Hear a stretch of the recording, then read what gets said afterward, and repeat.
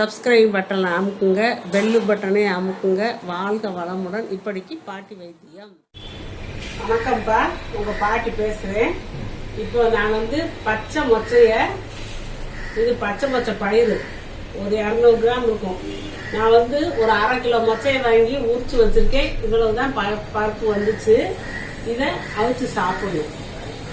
ஏன்னா இது நம்ம சீசனில் தான் கிடைக்கும். காஞ்ச மொச்சை எப்பவும் கிடைக்கும். இது சீசன்ல கிடைக்கும். நம்ம எப்படியும் ஒரு சீசனுக்கு ஒரு 30 நாளாவது சாப்பிடணும்ப்பா.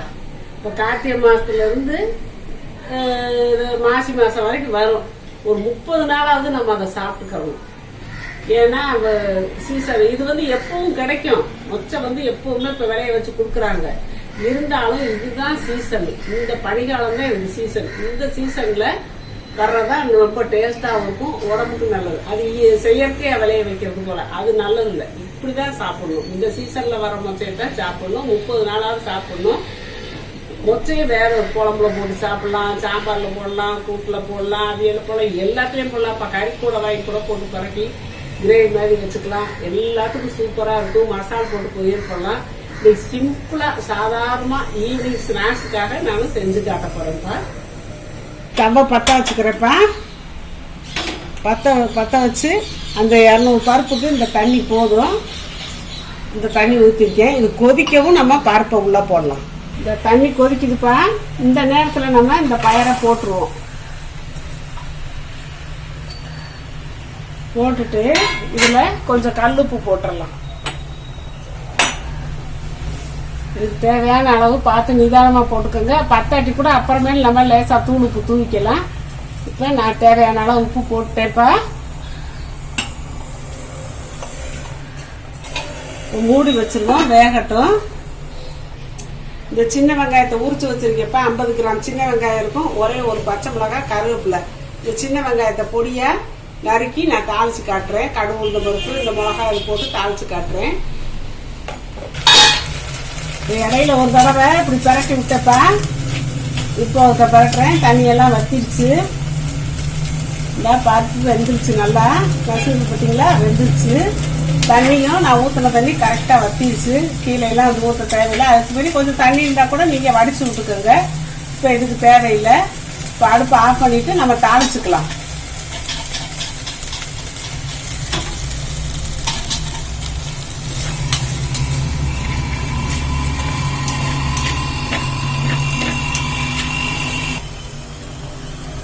நான் கடலை எண்ணெய் தான் தாளிக்க போறேன். எந்த எண்ணெயாவது நீங்க சமையலுக்கு யூஸ் பண்ற எண்ணெயை தாளிச்சுக்கோங்க. கொஞ்சமா எண்ணெய் விட்டுக்கோங்க. எண்ணெய் காஞ்சிச்சுப்பா. ஒரு 1/2 டீஸ்பூன் கடுகு போட்டாச்சு.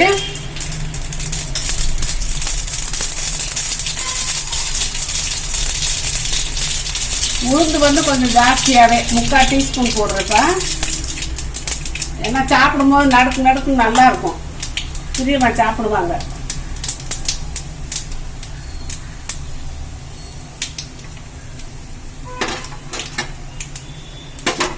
போதும். இப்ப கருவேப்பிலையை போட்டு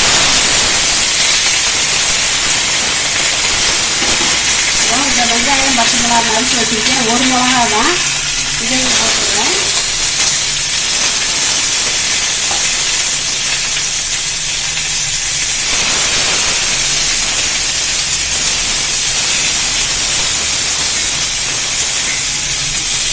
வெங்காயம் வதங்கட்டுப்பா.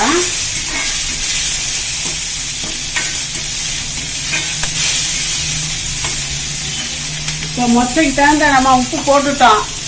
இப்போ இந்த வெங்காயத்துக்கு கொஞ்சம் உப்பு போடணும். இல்லாட்டி சப்புன்னு இருக்கும். வெங்காயம் சாப்பிடும்போது டேஸ்ட் இல்லாமல் இருக்கும். இந்த வெங்காயத்தோட மொச்சையும் சாப்பிடும்போது சூப்பராக இருக்கும்ப்பா. அதனால் இந்த வெங்காயத்துக்கு தகுந்த உப்பு போட்டாச்சு. இப்போ நம்ம இதை வதக்கிடுவோம். உப்பு போட்டு வதங்கும் போது வெங்காயமும் சீக்கிரமாக வதங்கும்.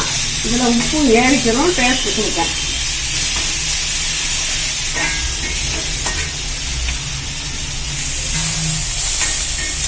இந்த வெங்காயம் செவக்கணும்னு அவசியம் இல்லைப்பா.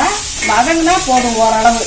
நம்ம மொச்சை கூட சேர்ந்து சாப்பிடையில நல்லா இருக்கும் டேஸ்ட்டாக. இந்த அளவு வந்தால் போதும். நான் இப்போ மொச்சை தூக்கி அதில் போடுறேன்.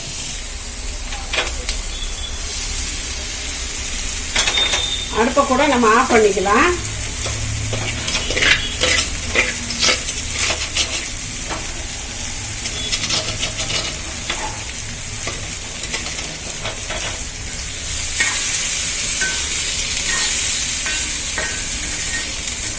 இதில் தேங்காய் எதுவும் போட வேண்டியதில்லைப்பா.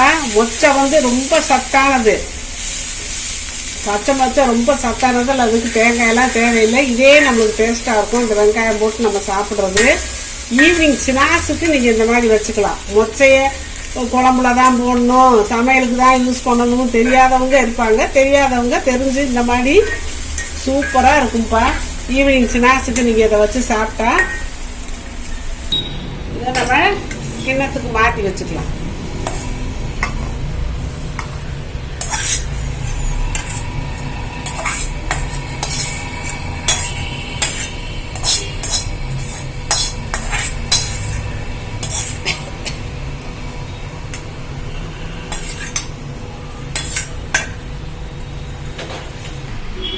இப்போ மொச்சை சுண்டல் ரெடி ஆயிடுச்சுப்பா. பச்சை மொச்சை சுண்டல். இது வந்து பச்சை மொச்சையில வந்து அவ்வளோ சத்து இருக்கு. இறைவன் பார்த்தீங்களா, நம்மளுக்கு வந்து அந்தந்த சீசன்ல ஒவ்வொருத்தருக்கும் என்ன தேவையோ அதை சாப்பிட்டா நலமா இருப்பாங்கன்னு நினைச்சிருக்கு அவர் ஏற்பாடு பண்ணியிருக்காரு. இறைவனோட ஏற்பாடு தான் இதெல்லாம். இப்போ பச்சை மொச்சை சீசன்ல பச்சை மொச்சை, இந்த கரும்பு, இந்த வெல்லம், இதெல்லாம் சேர்த்தா அந்தந்த சீசனுக்கு அதை சேர்த்தாதான் நம்ம வாதம், பித்தம், கபம் எல்லாம் சரியா இருக்கும். அதனால தான் கடவுளை அப்படி படைச்சிருக்காரு. நம்ம அதை ஒதுக்காம அந்தந்த சீசன்ல என்ன கிடைக்குதோ அதை சாப்பிட்றணும். சக்கரவள்ளி கிழங்கு இந்த சீசன், இந்த பனிகாலத்தில் இதெல்லாம் கிடைக்கக்கூடியது. பட்டாணி, பச்சை பட்டாணி, இப்படி இதெல்லாம் நம்ம சாப்பிட்டுட்டு நம்ம உடம்ப பாதுகாத்துக்கிறோம். வெயில் காலத்தில் வேற வேற இதெல்லாம் வரும், பழங்கள் அது மாதிரி. அப்படி அந்தந்த சீசன்ல எது எது சாப்பிடணுமோ அதை சாப்பிட்டு நம்ம உடம்பு பாதுகாத்துக்கணும்ப்பா. சாப்பிட்டா ரொம்ப டேஸ்டா இருக்கும்ப்பா. இது செஞ்சு சாயந்தரம் ஒரு கிளாஸ் காப்பியோ டீயோ பாலோ குடிச்சுட்டீங்கன்னா அவ்வளவு தெம்பா இருக்கும். வாழ்க வளமுடன். சப்ஸ்கிரைப் பட்டனை அமுக்குங்க, பெல்லு பட்டனை அமுக்குங்க. வாழ்க வளமுடன். இப்படிக்கு பாட்டி வைத்தியம்.